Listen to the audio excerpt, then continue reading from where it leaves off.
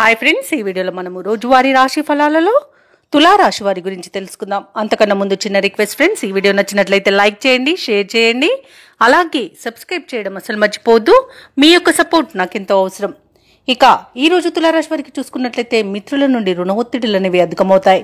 ఆదాయానికి మించిన ఖర్చులు పెరుగుతాయి. కాబట్టి కాస్త పొదుపు చేయడం ద్వారా ఈ సమస్య నుండి బయటపడవచ్చు. అలాగే ముఖ్యమైన వ్యవహారాలన్నీ కూడా ఈరోజు మందగించే అవకాశం అయితే కనిపిస్తుంది.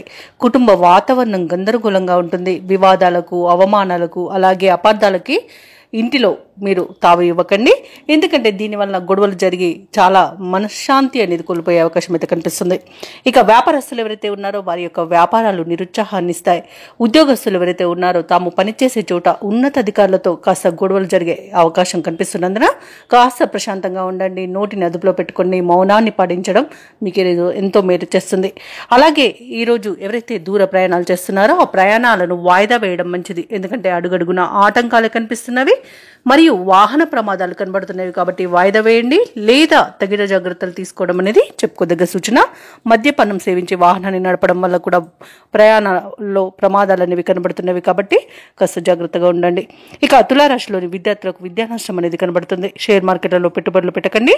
అలాగే ఉద్యోగస్తులు లంచాలు తీసుకోవడం వలన ఉద్యోగాన్ని కోల్పోయే అవకాశం ఉంది. మరియు చేసే తప్పిదాల వల్ల కూడా ఉద్యోగం కోల్పోయే అవకాశం అయితే కనిపిస్తుంది. ఇక ఉద్యోగం మార్పునకు కూడా మంచి సమయం కాదు. ఈ రోజు కార్మికులకు కూడా పరిశ్రమలలో ప్రమాద సూచనలు కనిపిస్తున్నవి. కాబట్టి తగిన జాగ్రత్తలు తీసుకోండి. ఇక తులారాశి వారికి ఈ రోజు దూర ప్రయాణ సూచనలు ఉన్నవి. అనుకోకుండా ప్రయాణాలు చేయవలసి రావచ్చు. కాబట్టి సంసిద్ధంగా ఉండండి. అలాగే సన్నిహితులతో విభేదాలు నెలకొంటాయి. కష్టపడ్డ ఫలితం అయితే కనిపించదు. ఆస్తి వివాదాలు నెలకొనే అవకాశం కూడా కనిపిస్తుంది. ఇక వ్యాపార వాణిజ్యవేత్తలు ఎవరైతే ఉన్నారో వారి యొక్క వ్యాపార విస్తరణ కార్యక్రమాలు నిదానంగా చేపట్టాల్సి వస్తుంది. ఎందుకంటే అనేక రకాలుగా ఆటంకాలను ఎదుర్కొనే అవకాశం అయితే కనిపిస్తుంది. ఇక ప్రభుత్వ ఉద్యోగస్తులు ఎవరైతే ఉన్నారో వారికి పని ఒత్తిడి అనేది పెరుగుతుంది. కళాకారులకు, పారిశ్రామికవేత్తలకు కష్టమే మిగులుతుంది. ఇక విద్యార్థులకు నిరుత్సాహపూరితమైన కాలంగా చెప్పొచ్చు. ఈరోజు మహిళలకి కుటుంబ సభ్యులతో కొన్ని రకాలుగా తగాదాలు ఏర్పడి మనశ్శాంతిని కోల్పోయే అవకాశం ఉన్నందున కాస్త మౌనం పాటించి ప్రశాంతంగా ఉండడానికి ప్రయత్నించండి. ఇక తులారాశి వారికి అదృష్ట రంగు తెలుపు, ప్రతికూలమైన రంగు పసుపు, అదృష్ట సంఖ్య 8.